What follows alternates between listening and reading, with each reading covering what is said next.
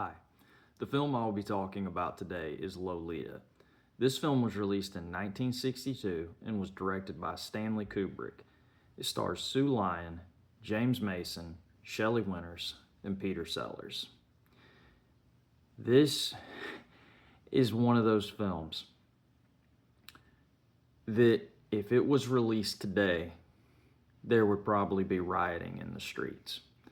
They did a remake of it in the 90s with Jeremy Irons and Melanie Griffith, and the girl that played Lolita's name escapes me at the moment.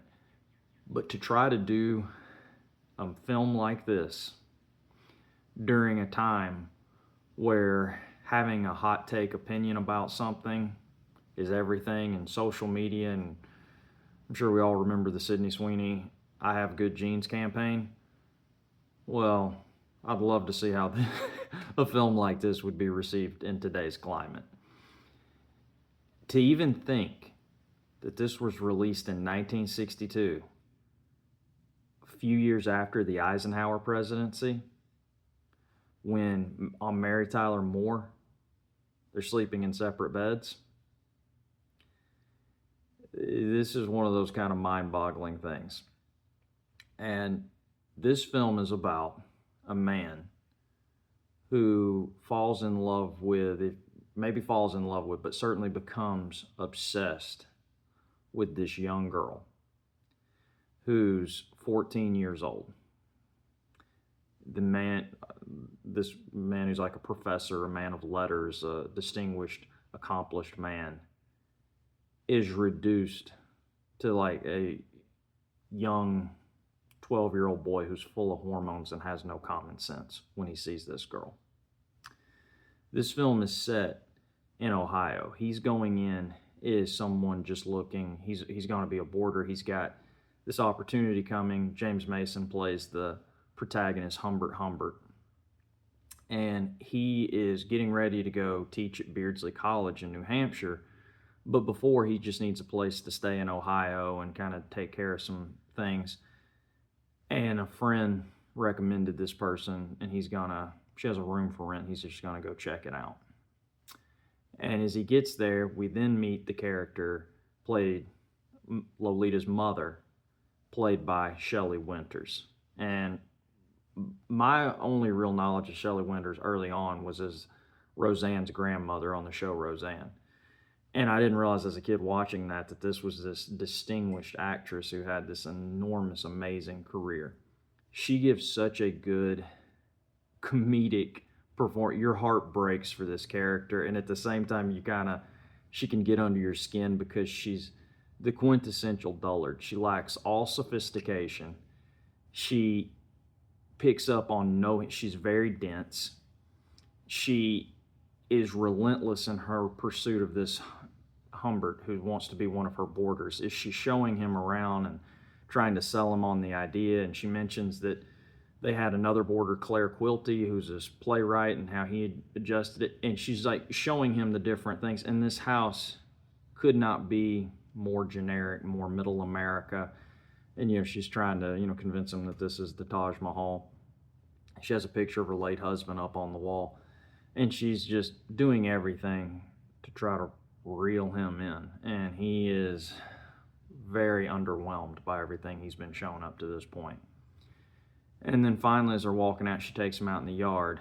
And that's where we meet Lolita, who is played by Sue Lyon in her film debut. Up until this, I think she'd done like a guest spot on Dennis the Menace. And she's out there in a bathing suit, and she's wearing a little hat, and she kind of has these glasses on and looks up. And when James Mason, Humbert, sees her, the line in The Godfather, like he was struck by thunder when he saw the girl, Al Pacino's character, that's what this is like. And he is immediately enamored with this young 14-year-old girl. He just can't get over it. He is, whoa, who is this? And he says, I believe I will stay here. And she said, really? What was it that did it? Was it my kitchen? Was it this? And he says, because she tells him how he bakes and how she says, I believe it was your cherry pies. And oh, do we know what he's talking about. And I'm going to kind of stick with that for a second. This book was written based off of Vladimir Nabokov's brilliant book Lolita in 1955. This is filmed in 62. They're dealing with very dicey material, and as I just said earlier, you couldn't do it today. But one thing you can do today that they didn't do then is the vulgar language that we use. 4-letter words. I mean, we don't even hear them in the society that we live in now. It's just almost the same as pass the salt. Doesn't even jar you when you hear it. You hear, 12, 11-year-olds dropping F-bombs, and it just rolls right off the tongue. This is at a time where you didn't see it in films and you didn't see it in literature. So they had to almost, with these kind of restraints, it was almost like they had to be a little bit more creative. They had to be subtle. And they had to figure out how to work around it, but get it in there. And in a way, it makes it a little bit more tawdry, a little dirtier, a little more sinister. Because they'll say something, and I know what he really meant by that. I caught that. It's like a little subliminal, a little bit, but that almost adds to it because they're having to insinuate, or you caught the entendre there, you realize what they meant. Whereas if they just hit you right over the head with it. Vladimir Nabokov had to deal with that challenge as a writer, and then Kubrick, who directed this film, and the people here, they had to kind of get around it as filmmakers and writers on the script. And I think it forced them to be better. And there is nobody in today's filmmaking world seems to adhere to the logic of less is more. But they kind of proved that. And as somebody who's grown up hearing that kind of language, this film still jarred me at certain things that were said just like that because I knew what it really meant. And that almost elicited a stronger response from me because it was, you don't get it immediately. You have to use your head. You're like, oh, that's what they were saying. And there's a lot of that throughout this film. And Sue Lyon won a Golden Globe for her part as Lolita. Her portrayal, I should say. And I remember watching this probably about 10 years ago. And I'd heard the name thrown around. I remember when Amy Fisher and Joey Buttafuoco got in trouble, they referred to her as the Long Island Lolita, which, that was just trash run amok completely. And that was tabloid television. And that was really the only time I'd ever heard the name. It would kind of like, oh yeah, that little Lolita. Well, then I'm watching TV on TCM and I see a movie, Lolita, and I thought, oh, that's where this all started for that, word being thrown around so much to describe certain young girls, like, oh, she's got that Lolita thing going. And I didn't, so I was interested. I wanted to see it. And I'm watching it, and it is just knocking me out. And it's almost like it's pushing me back in my seat like this, like, are they really going there? Are they really dealing with this kind of subject matter? And as I continue to watch, I'm so enamored with the performance that Sue Lyon has given. And I'm thinking, I wonder how old she was in real life. Because actresses and actors always play younger, like Michael J. Fox and people like that. The whole cast of like a teen show like Beverly Hills 90210, they always get people that are in their 20s and have them play younger. And now with Google, when you wonder about something like that, you can just immediately find out. So I get on there, type her name in. She's 14 when this film is being made. James Mason, 53. When I came to the realization that not only is she playing that, that's what she is. Her demeanor, the way she delivers the lines, she was 14 going on 30. I mean, well, I hate that's almost a cliche because of that Jennifer Garner 13 going on 30. She had a sophistication that women who are some in their 40s do not seem to have. She had this air about her, pulling that performance off, and I couldn't, and I'm thinking, a 14-year-old is really delivering this kind of dialogue, this convincingly, going toe-to-toe with an accomplished actor like James Mason, and making, and this is her debut film? Couldn't wrap my mind around that. And I even thought I read it wrong. I was like, no, she's playing 14, but no. adds a more kind of eerie, uncomfortable element to the film, but it also gives it that credibility. The dynamic is really there. This isn't somebody who's 21 and they just put her in pigtails and she's playing younger. This really is a young girl who has that sophistication, who has that beauty, and seems to know the power that it has over men, and she seems to know it now. And girls seem to kind of, in general, come to that conclusion a lot faster than boys. And I can remember even being in school, and you'd go away for summer vacation, and we're 12 and 13 and coming back with braces and acne, and you're hitting a growth spurt and you're skinny. And then the girls would come back from summer and they had transformed. They're wearing makeup, they're getting their hair done. They wouldn't date any of us. They're all dating upperclassmen now. And even though they were the same age as us, it's like there was been this transformation. They'd crossed over. They had a sophistication and a way of carrying themselves that we were still light years behind. And that's the only thing, is she had that in spades in this part, and that had to be what got her through. Is this? It's an innate thing that you have.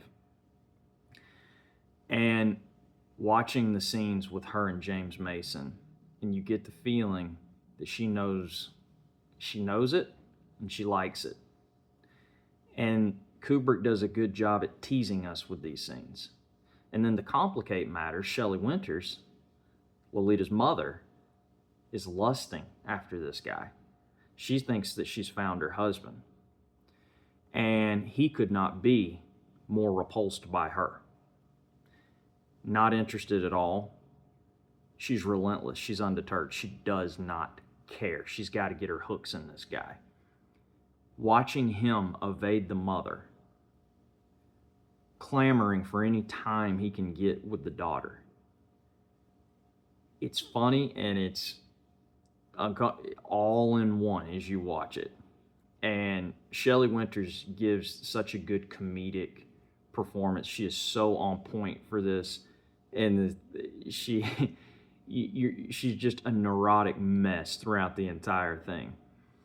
And the scenes where she just is, and he just seems to always be recoiling around her, and then Lolita appears, and it's like, oh, she's just brought light back into the room. And he's even keeping a diary about this girl. And there's a scene, this is kind of, again, that how they got creative, where she takes him breakfast, Lolita does. And he's got an egg, and he kind of is kidding with her, and she said, for that, you get a, and she holds the egg up and says, here, take a bite. Just holding it like that. No sexual dialogue. Everybody's fully clothed. But we know, just watching that scene, that it's a lot more than just them cutting up and being silly. And those kind of scenes that are throughout this film, it gets that in a way that films today are continually missing the mark.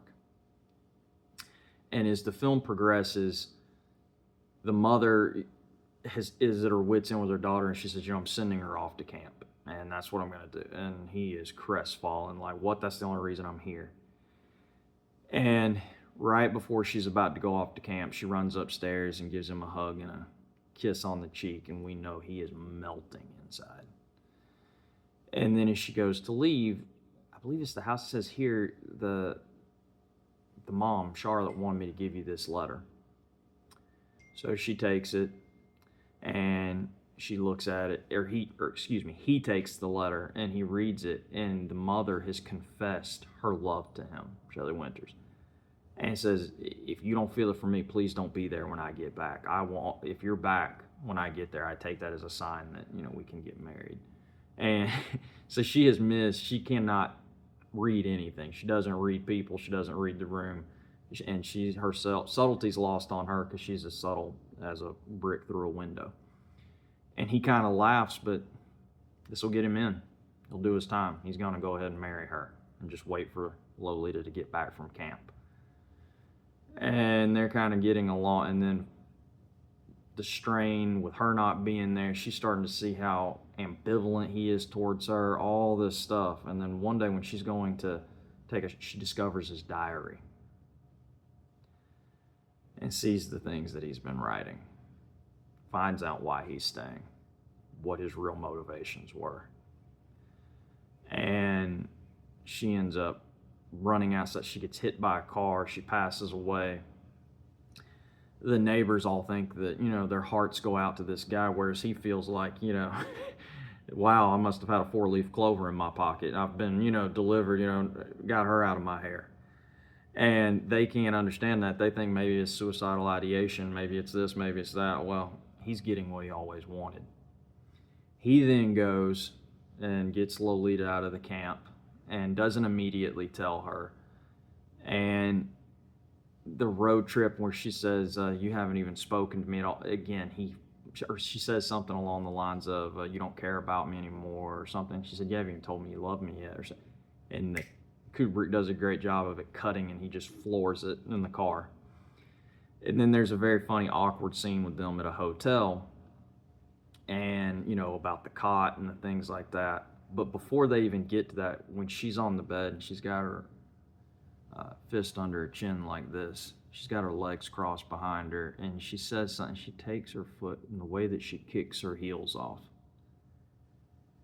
Again, the depth and the sophistication that this girl had to play this part, and it never in any one scene feels like she's reaching or that she's trying too hard. It's like something she effortlessly exudes. He then leaves the room later. And we see at this hotel that they're staying at, there's some convention going on. But we see that one of the people there is Claire Quilty, who was one of their former boarders before James Mason had come along. And he knows Lolita, and he knew about, and he kind of disguises himself and starts talking to Humbert. And Humbert doesn't see that this is this Claire Quilty fellow that knows Lolita and knew them up. And he kind of gets information from him. And then they make their way to Beardsley College, and she's wanting to get into acting, and his jealousy, what are you doing? Are you wanting to date these boys? Who are you sitting at the malt shop with? We see he is a neurotic, sick mess. This intelligent, well-read man, that all goes out the window. This girl has wrecked his world, has wrecked his reasoning. She brings out the degenerate in him, if you want to call it that. And eventually, this guy comes to the house who claims to be like a guidance counselor or for the school. Well, we know again it's Claire Quilty, who is played by Peter, and he's disguising himself. So we start to realize he's following them and kind of tracking them now. And he kind of persuades Humbert to let Lolita be in the play. And then when he goes to see her perform that night, and she's all dressed up, the makeup on, she looks beautiful, he's talking to someone who teaches Lolita piano lessons. And she says, I understand why she couldn't come. He said, what do you mean she couldn't come? She said, she hasn't been there. She's been doing... He had no idea that on Saturdays she wasn't going to piano. She was going to work on that play.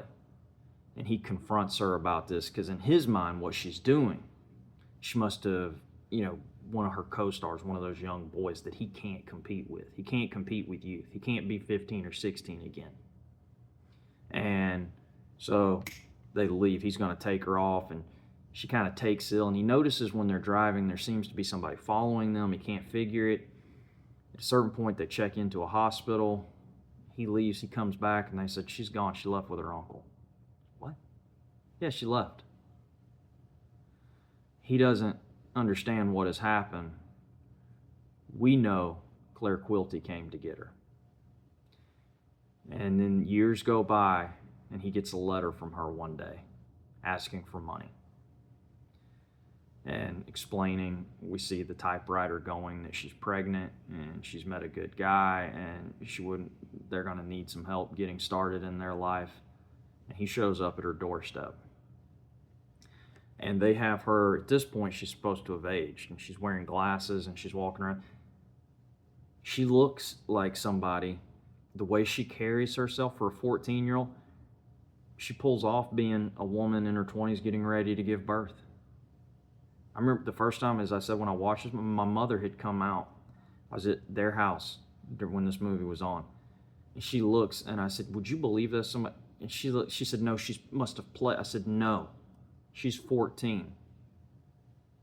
And my mother kind of, she's like, I would have put money on it that that's somebody 27 or something. She did it so convincing. Like, what? The acting in that scene, she almost seems kind of frumpy. Like she's lost that youthful exuberance. How does a 14-year-old really get that across on screen? I'm not a kid anymore. You can't just gain those years. But boy, somehow she did it. And she explains to him that it has been Quilty all along that was following them. That's who she had fallen 4 years ago when her mother was involved with him when he was one of their boarders. And he had promised her this career in Hollywood, and then it fell through, and she wanted no part with him, and now she's with this guy. And Humbert, he wants her back. And she explains to him, that's over. I've found somebody good now. And we're going to have a good life. And when this film starts, we see him confronting Peter Sellers, who plays Claire Quilty. It starts with that and the gunshot going off. And then it kind of explains what led to that. And then the movie picks back up with him going to Quilty's house, and we're like, it kind of explains, oh, that's why he was so angry at this guy. That's why he went there. And then it says epilogue. He ends up dying while awaiting trial for the Claire Quilty's murder. And it's almost like another man destroys his own life over his appetites that he couldn't control in pursuit of something he couldn't have. This, on the surface, logical, smart, contributing member to society was brought down to his knees by his own urges. How many times does that happen? With men, how many politicians have ruined their political careers over not being able to control their urges, their vices, the need to pursue their sexual proclivities. They can't stop themselves, it seems. And the theme here, now they made her 14 in this film, and there's no way that they would set it that way today. But it also kind of talks about the theme of why do so many men who've achieved so much go after women so much younger. Look at Bill Belichick. He's dating somebody in their 20s. Excuse me, I don't even know if Belichick's in his 50s. I mean, it's the age gap, forget it. Now, not all of them are that extreme, but more often than not, men in the entertainment business who have a certain amount of money, even if they were married to somebody that was their same age at the beginning, when they remarry, how many of them go, like Ed McMahon, who was Johnny Carson's sidekick, I think his wife was 30 years younger that he was with at the time. They all seem to do that. Dennis Quaid, I think his wife's 30 years younger. They don't seem to want to grow old with somebody. It's like they're trying to reclaim a youth. And that these women are kind of like an amalgam of their youth. They're this symbol that represents something. And for a guy like who James Mason plays, it's almost like she represented either the girl that he got and was trying to get again, to relive that. And then for some guys, you get to think that maybe it's the girl that they never could get, and now that they're established, they want her. And because of the youth, it represents something that they feel that they've lost, and their only real way to reclaim it is to have this, to live vicariously through this. That it's immediately like they've gotten in the time machine and now they're younger too. And that to me is why this movie is still so relevant, of men who it's so prevalent in our society. And two, sex is something that we've never learned in people's urges and things like that. I mean, how many times is somebody getting fired for something that they've done in that arena? And I think the mistake that would be made was probably made then and would certainly be made now is that this novel or the movie is somewhat defending it. And what is certainly not doing that? It's talking about it. That's all it's doing. To talk about it is uncomfortable, and it's understandable that it could make a viewer uncomfortable. But it doesn't mean that we don't talk about it. And in this climate, the simple fact that a film could make you feel anything, I have nothing but gratitude for. I want to end by saying, if you don't know who Sue Lyon is, when you watch this, go Google Sue Lyon. She lived an extraordinarily interesting life. It was a life of tragedy. She ended up at one time being married to someone who was incarcerated in prison for robbery and second-degree murder. She did another film that was pretty successful, Night of the Iguana, but never really had the success that this film would have made you think was just inevitable for her. She did win a Golden Globe for her role in this film, as I said earlier. But she's somebody who I'd never heard of until that night that I saw. And it's really a shame because if you watch some of her interviews, she was so intelligent, so well-spoken.